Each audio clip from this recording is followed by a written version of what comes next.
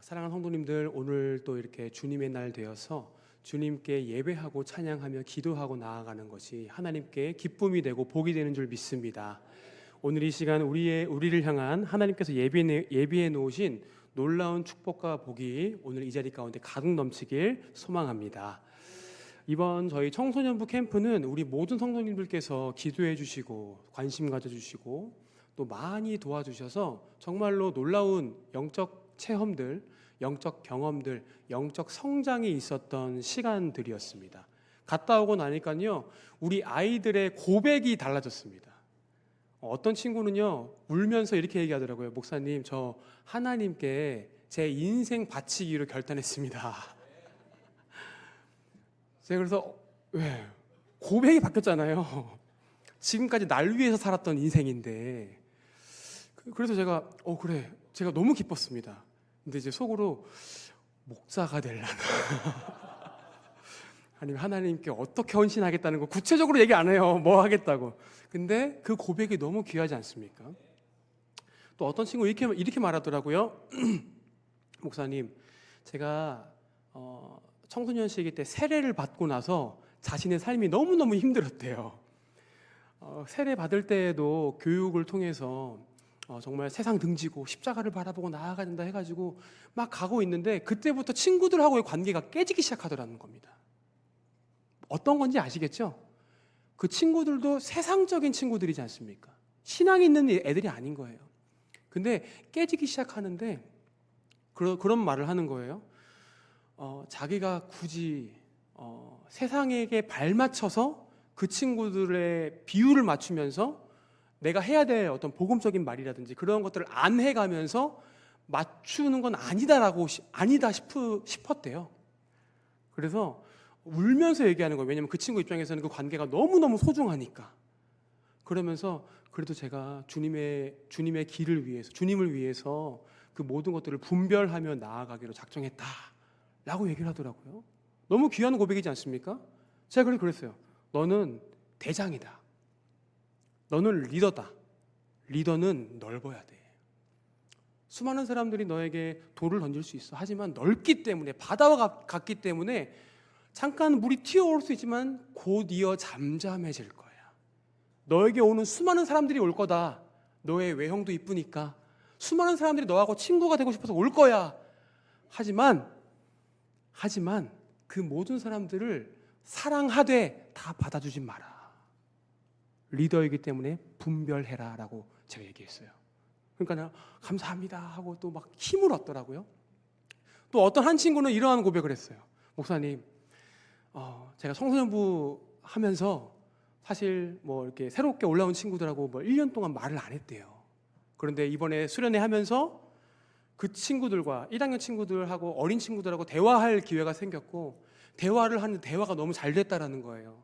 그러면서 느낀 게 뭐냐면은 이제는 우리 청소년부가 서로 하나 될 수 있게 자기가 힘쓰겠다라고 얘기를 하더라고요. 와, 멋지지 않습니까?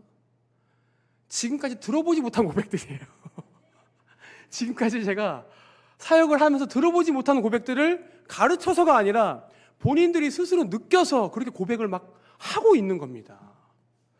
그게 다 우리 성도님들께서 아이들이 수련회 가 있는 동안에 기도해 주시고 또 목사님께서 수요 회복 예배 때 아이들 한 명 한 명 또 안수해 주시고 우리들의 기도가 그렇게 열매를 맺게 되는 줄 믿습니다.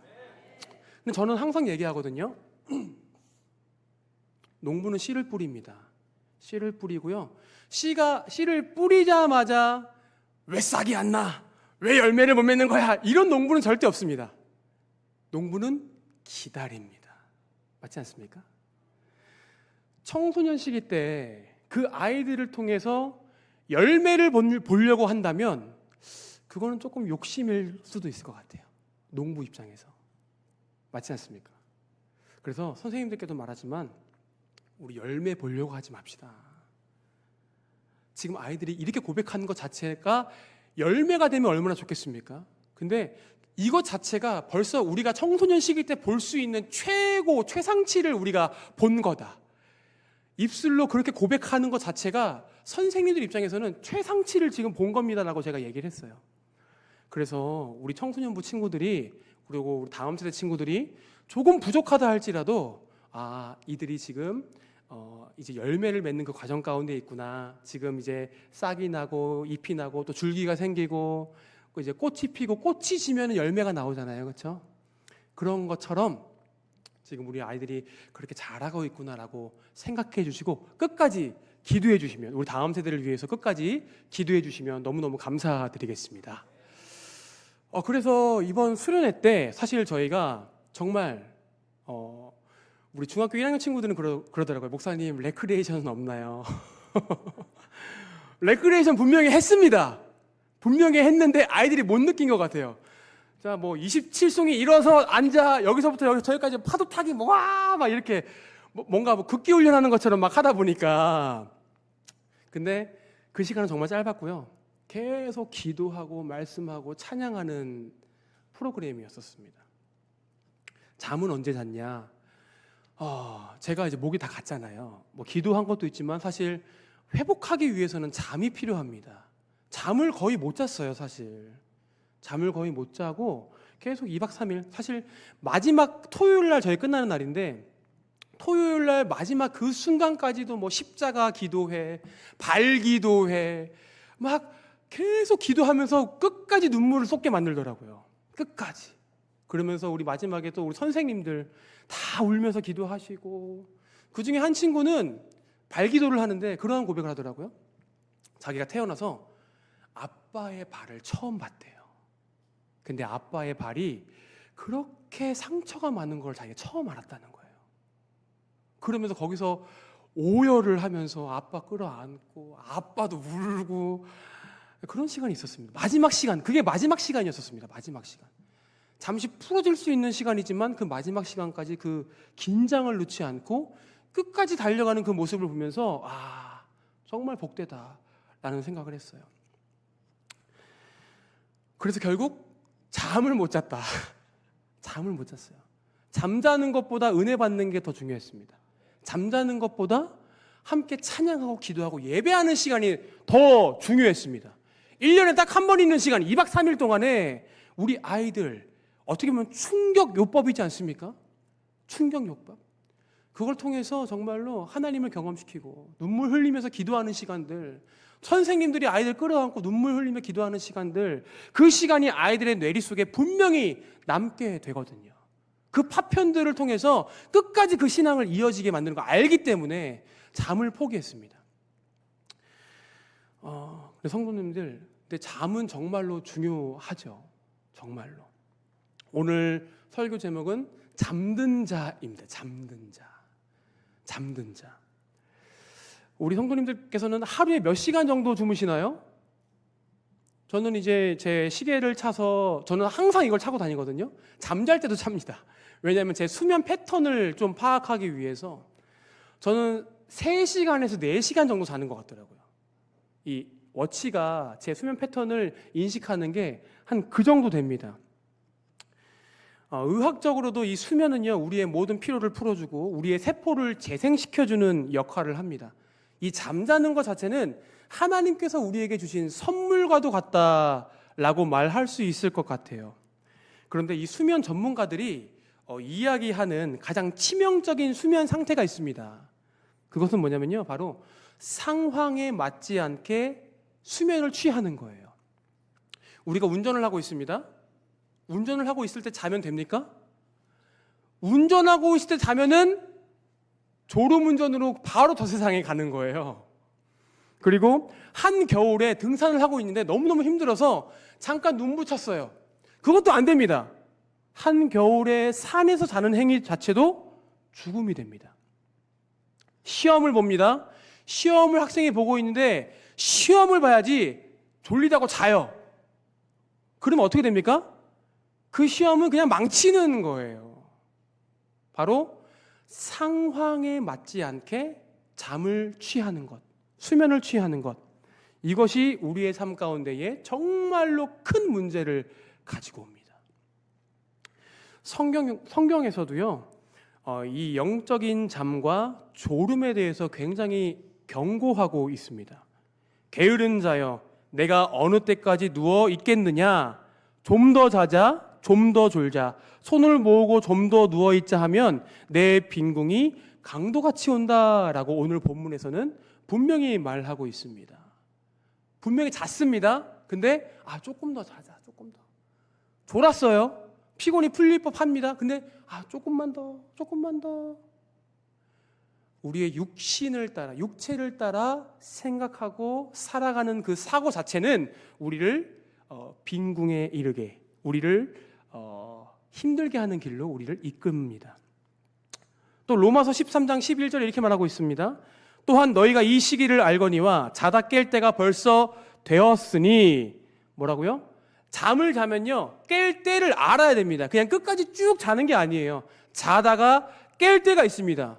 잠은 하나님이 주십니다. 깰 때, 그때 우리는 깨어나야 되는데요, 깨어나지 못하는 거예요.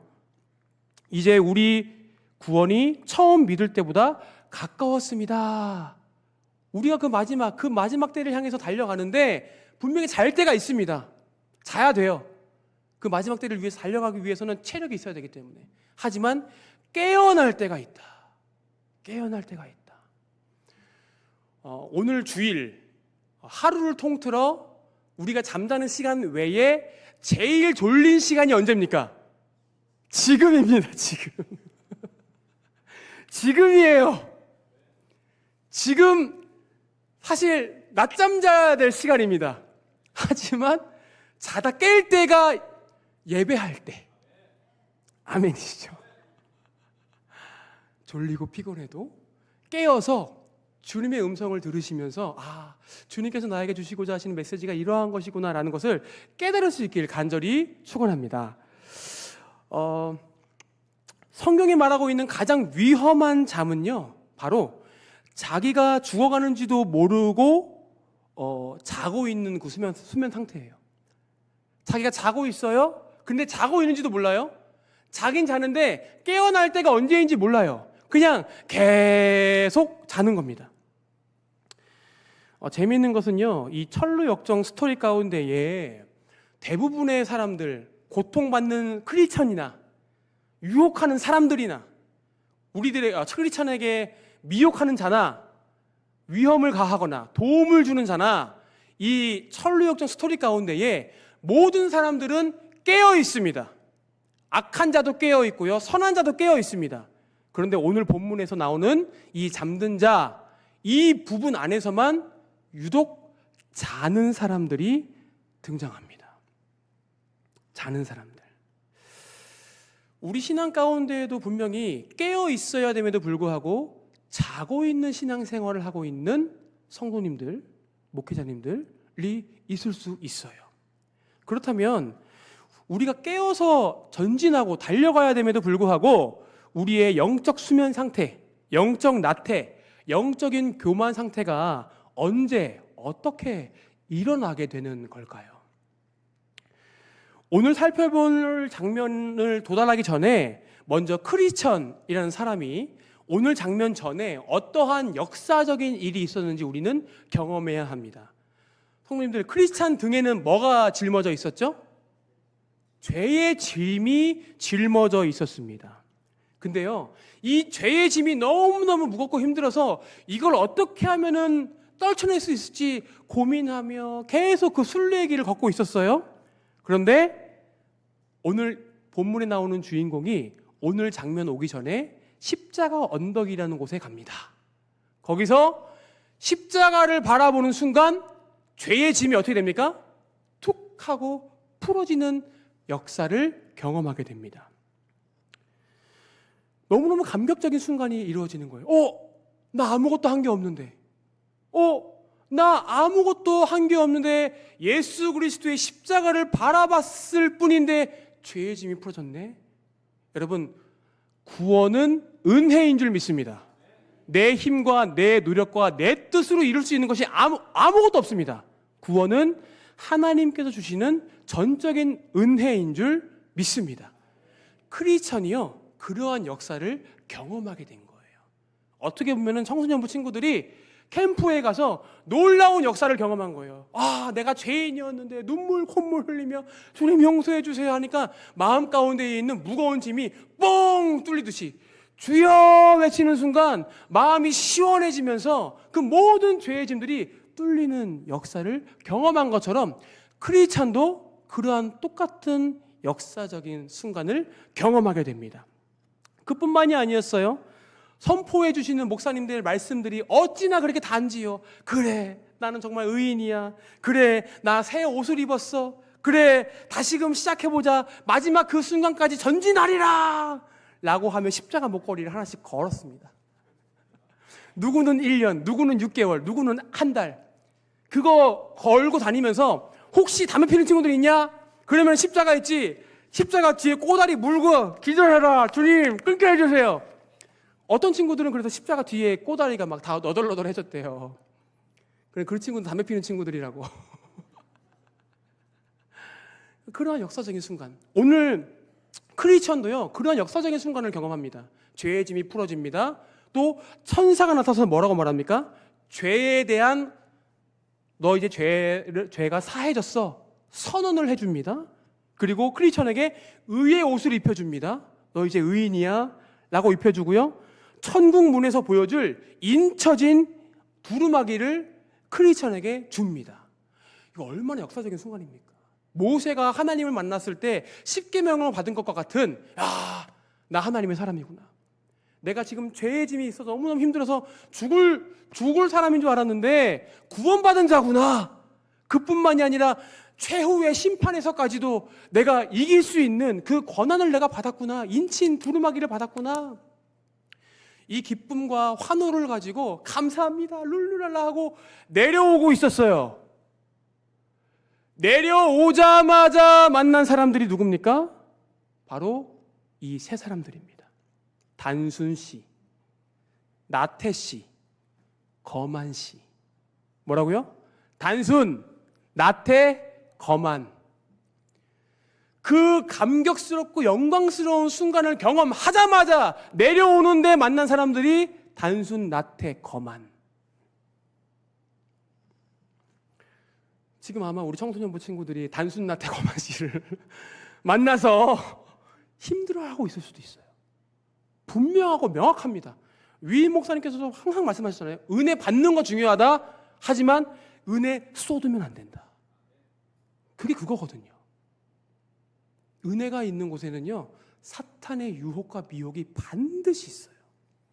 그래서 은혜 받는 것도 중요하지만 은혜 받고 난 다음에 이 은혜를 쏟지 않게 하기 위해서 우리 부모님들 또 우리 자녀를 둔 부모님들께서는 함께 협조해 주시면 좋을 것 같아요. 칭찬해 주시고 격려해 주시고. 네. 그렇게 해서 크리스찬이 오자마자 그들을 발견합니다. 그들이 좁은 길 옆에서 발에 쇠 사슬이 묶인 채로, 사진 한번 보여주시겠습니까? 쇠 사슬이 묶인 채로 잠들어 있는 이 사람들을 발견하게 돼요. 저 빛나고 있는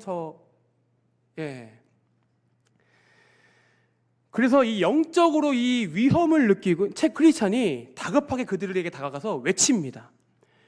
너희는 바다 한가운데, 바다 그 깊은 한가운데, 그 깊은 심연 가운데에서 배가 있고 배 위에 돛이 있지 않습니까? 닷. 그 위에 망대 위에서 잠자고 있는 아주 위태한 사람처럼 보인다. 지금 마귀가 우는 사자와 같이 우리를 삼키려고 찾고 있어. 일어나십시오. 일어나세요.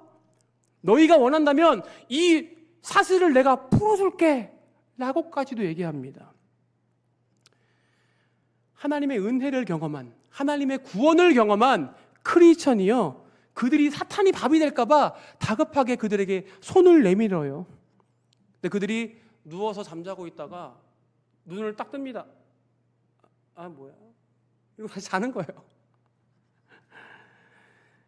이 단순 씨는 이렇게 얘기해요. 그 가운데에서. 그래요? 난 아무것도 안 보이는데. 아, 당신 눈에 뭔가 보이군요. 그래요?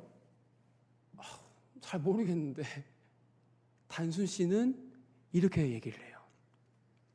나태 씨는 이렇게 얘기합니다. 귀찮아요. 조금만 더 자게 내버려 두세요. 그리고 갈 길 가시고요. 라고 얘기합니다. 거만 씨는 이렇게 얘기합니다. 저기 사람마다 자기 몫이 다 있어요.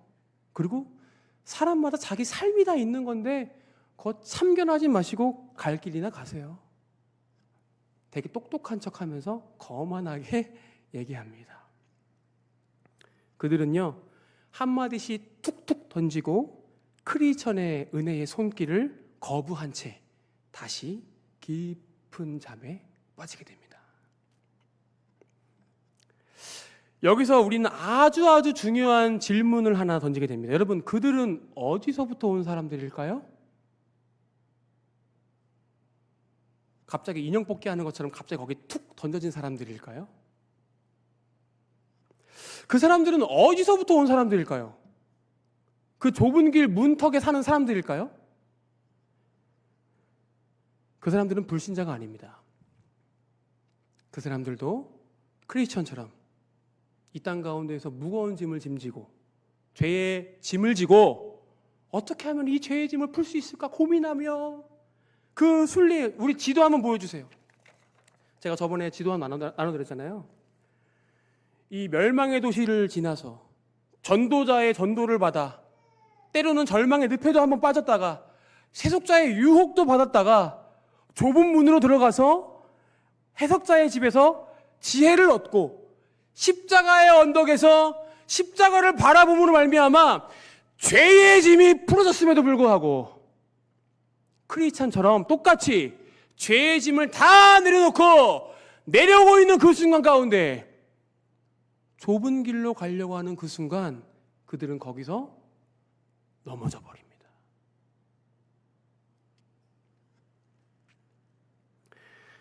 그들도 크리스찬과 마찬가지로 좁은 문을 통과했고 십자가 언덕을 지나 그 모든 짐들을 풀어버린 순례자들이었다라는 겁니다.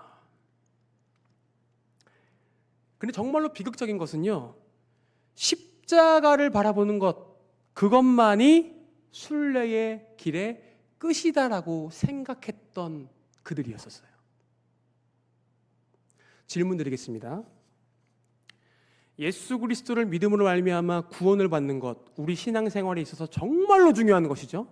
최고입니다. 그것을 위해서 우리는 신앙생활을 합니다. 자, 그것과 마찬가지로 우리가 구원받았습니다.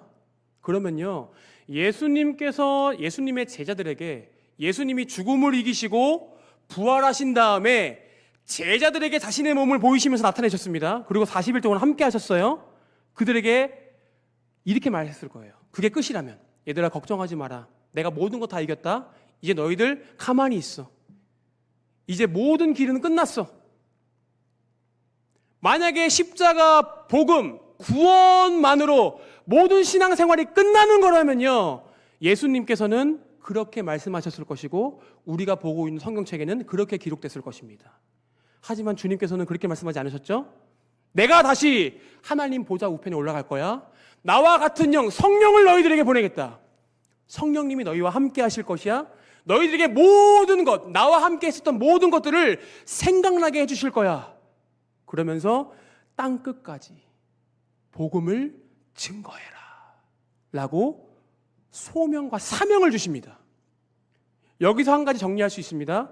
구원받은 자는, 따라해 주시면 감사하겠습니다. 구원받은 자는, 크게요, 구원받은 자는 소명과 사명이 있습니다. 우리 담임 목사님께서 항상 하시는 말씀이잖아요. 구원 다음에는요, 구원받았습니다, 감사합니다 라고 끝나는 게 아니라 이 구원받은 은혜를 어떻게 갚아야 할까? 내가 이것을 어떻게 해야 될까? 그때부터는 진짜 전도가 시작되는 거예요. 내가 그 구원의 맛을 알잖아요. 그러니까는 이 크리스찬이 내려오자마자 그 세 사람을 바라보면서 가슴을 치면서 얘기하는, 내가 너희들을 구해줄게. 너희들이 이러고 있으면 안 되잖아. 진짜 전도가 시작되는 거예요. 근데 이 교만한 사람들은 먹히지가 않습니다. 근데요, 이 모습, 우리가 세상에서 볼 수 있는 게 아니라 이 모습은 우리 교회 안에서 흔히 보이는 모습들이라는 거예요.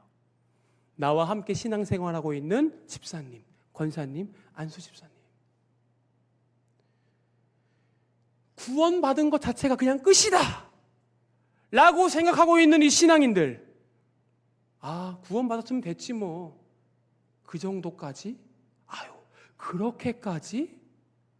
너무 오바 아닌가요? 아니요. 더 박차를 가하며 나아가는 거예요.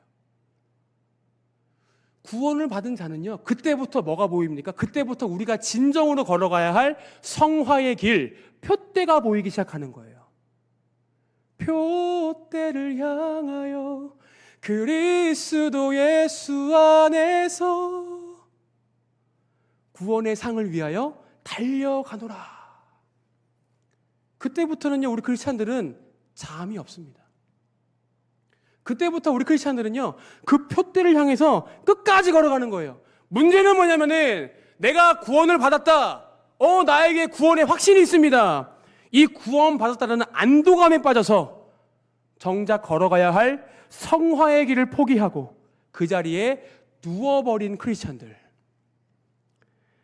은혜를 받았다면요, 분명히 합당한 삶이 있어야 됩니다. 은혜 받은 자다운 삶이 있어야 되는 거예요. 그게 주님께서 우리들에게 원하시는, 오늘 철로 역정을 통해서 우리들에게 반드시 보여주고자 하시는 하나님의 음성인 줄 믿습니다. 그렇다면 오늘 살아가는 우리의 모습은 어떤가요? 적어도 오늘 이 자리에 나와 계신 성도님들께서는 내가 은혜를 받았다라고 생각하시는 분들이십니다. 주님의 십자가가 나의 십자가가 되고 주님께서 주신 구원이 나의 구원이 되어서 나는 천국 갑니다 라고 고백하시는 분들이에요.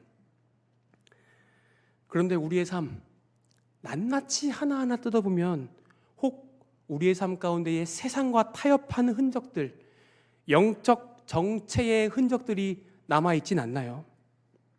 나 구원 받았으니까, 천국은 따놓은 당상이니까 이 안도감에 쌓여서 이 땅 가운데에 또 다른 재물, 남들과 똑같이 누군가를 미워하고 유행을 따라가고 욕정과 정욕, 그것들을 처음에는 무서웠는데 하다 보니까 괜찮네, 또 회개하면 되지, 이러한 반복적인 종교적 관습에 잡혀있는 우리 크리스찬들은 없나요?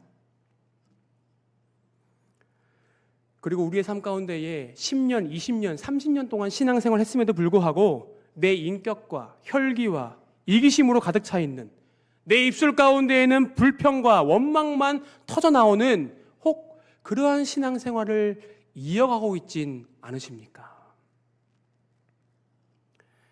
내가 구원을 받았다면요, 이제 우리가 걸어가야 할 그 성화의 길, 그 길 위에 스타트 포인트 가운데에 놓여져 있는 거예요. 자, 계주 선수들 준비해 주세요. 준비합니다. 레디 고! 팡! 했는데 거기서 잘 사람 누가 있겠습니까? 그건 개그죠, 개그. 넌센스라는 거예요. 구원을 받은 자들은요, 이제 달려가야 할 경주의 길 위에 놓인 계주 선수라는 겁니다. 계주 선수. 근데 오늘 나와 있는 이 세 사람들은요, 그 계주의 그 트랙 위에서 레디 고! 했는데 그냥 당신들 가요. 나 끝났어 이제. 시작선에서 그러고 있다라는 겁니다. 그래서 오늘 이 단순 씨와 나태 씨와 이 거만 씨, 이 세 사람의 모습을 통해서 우리들이 그러한 모습을 갖고 있지 않은지 간략하게 살펴보려고 합니다. 이 단순 씨는요, 아까 말씀드렸듯이 영적 무감각입니다. 위험을 보지 못해요. 위험. 지금 이 상황이 위험한 상황인지 인지를 못하는 겁니다. 세상이 얼마나 악한지, 마귀가 내 자녀와 내 가정을 어떻게 무너뜨리려고 하는지 분별하지를 못합니다.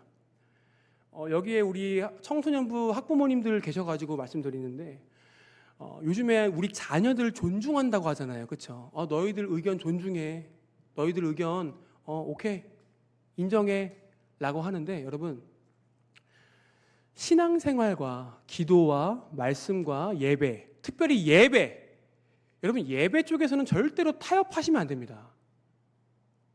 절대로요. 그리고 또 한 가지만 조금 더 깊게 들어가자면 수련회 가고 싶니 안 가고 싶니 이거 물어보지 마십시오. 이거 절대 물어보지 마십시오. 무슨 대답 나오겠습니까? 나태 씨, 당연히 안 가고 싶어요.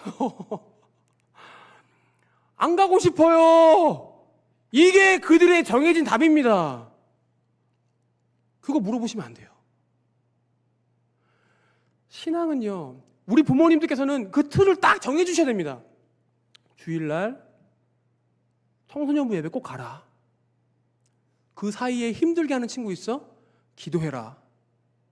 목사님께 얘기해라. 여러분, 그 안에서 벗어나게 하시면 안 돼요. 그래? 힘드니? 그러면 가지 마. 여러분, 절대 이렇게 하시면 안 됩니다. 수련회 안 가고 싶어? 그래, 뭐 이번에는 가지 말자. 이번 한 번이 뚝 뗍니다. 사탄이요, 우리 자녀들을 어떻게 하면 무너뜨릴지 우리 부모님들께서는요, 그것을 딱 캐치하셔야 돼요. 지금 얘가 빠지려고 하는구나. 지금 이 시츄에이션은 지금 함께 하지 않으려고 하는구나. 캐치하셔가지고 탁탁탁 그 길을 만들어 주셔야 돼요. 그 울타리를 딱 쳐주셔야 됩니다. 단순 씨는 영적 무감각이에요. 단순합니다. 아무것도 보이지 않아요. 무감각해서 느낄 수가 없습니다. 남들도 다 뭐 그렇게 신앙생활 하는데 뭐 무슨 문제 있어? 라고 말하면서 그냥 자기를 타협합니다. 그게 단순 씨의 특징이에요. 둘째, 나태 씨입니다. 나태 씨. 나태 씨는요, 영적 게으름이에요. 영적 게으름. 주일 예배 한 번, 일주일에 뭡니까? 1시간. 오늘 오후 예배 나오신 분들은 2시간. 수요 예배 나오신 분들은 3시간 반. 일주일에 3시간 반. 사실 담임 목사님도 그렇고 목회자들 성이 안 찰 겁니다. 하나님을 예배하는 시간, 일주일에는 긴 시간 가운데에 1시간? 근데 그걸 하에 놓고서 나 오늘 하나님께 온전한 예배 다 드렸어. 스스로 만족하는 거예요.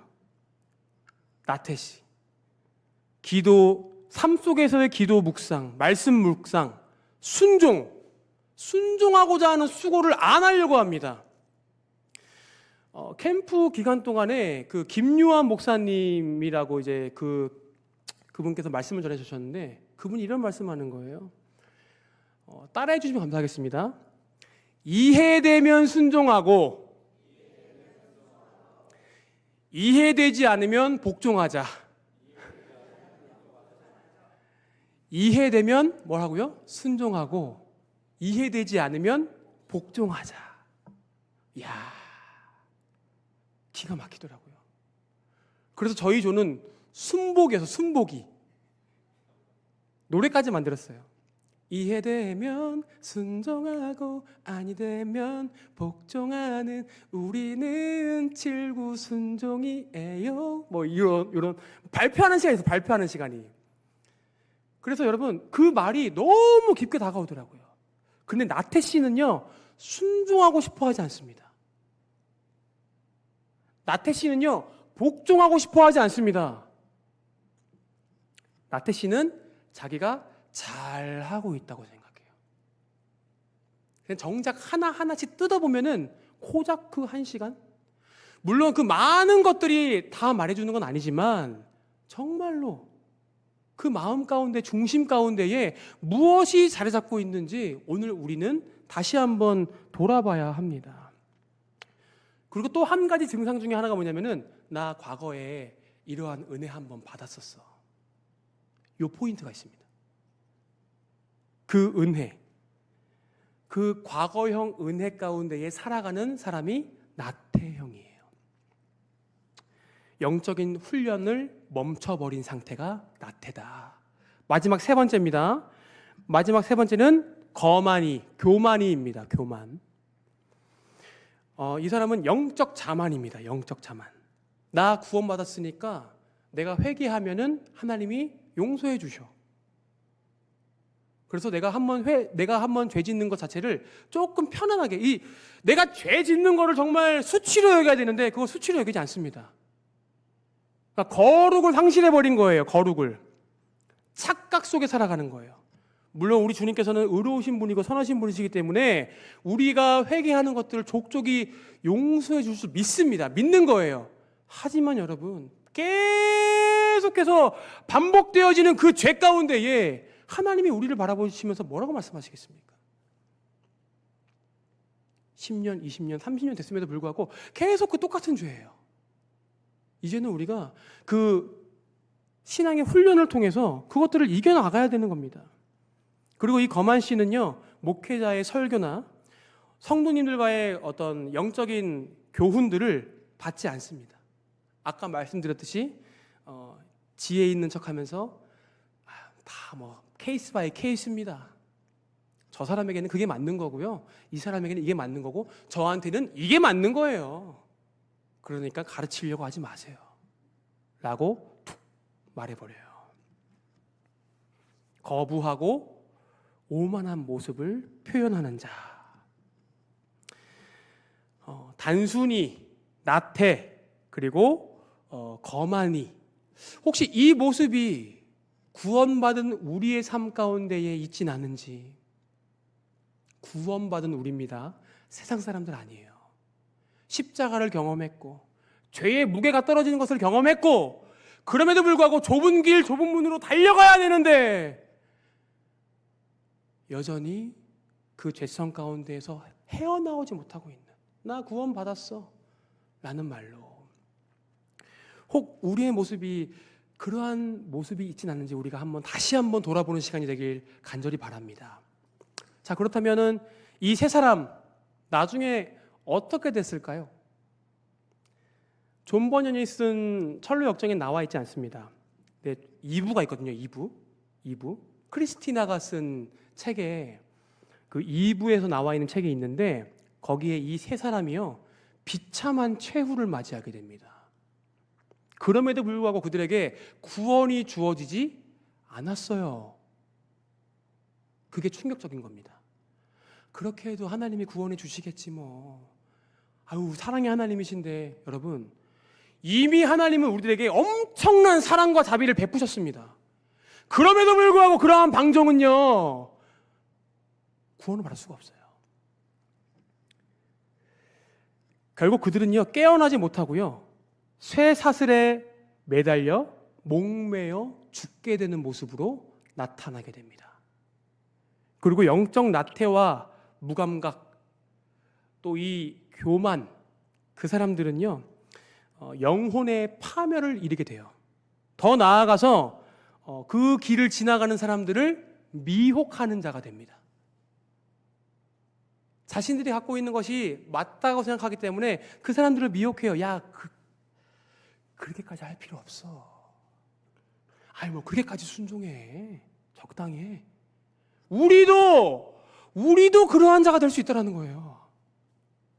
하나님께 받은 은혜가 너무너무 커서 인생을 바치겠다고 하는데, 그래? 그럼 목회자 말고 장로님 되라. 제가 한번 말씀드렸죠. 제가 첫 번째 사역했던 사역지에서 전북대학교 교수님이셨던 분이 계셨습니다. 근데 그분 딸이 전교에서 1, 2등 하는 친구였었어요. 그 친구는 선생님이 되고 싶었고 교대를 가려고 했었습니다. 근데 그 친구가 말씀과 기도, 뭐 이런 신앙생활을 통해서 은혜를 엄청 받은 거예요. 여자친구인데 자기 목사 하겠대요. 근데 그게 이제 가정 안에 퍼진 거예요. 근데 전도사님, 이거 저희 아빠가 알면 안 돼요. 엄마도 선생님이었거든요. 근데 결국 아버지가 알게 됩니다. 근데 아버지가 우리 그 교회의 장로님이셨는데 저한테 오시더니, 목사님, 살살하세요. 제가 해서 되는 겁니까? 살살하래요, 살살. 장로님께서 그렇게 말씀하시는 거예요. 더 세게 했죠. 어떡해요? 하나님의 뜻은 아니잖아요. 제가 목사 하라고 했습니까? 아니요.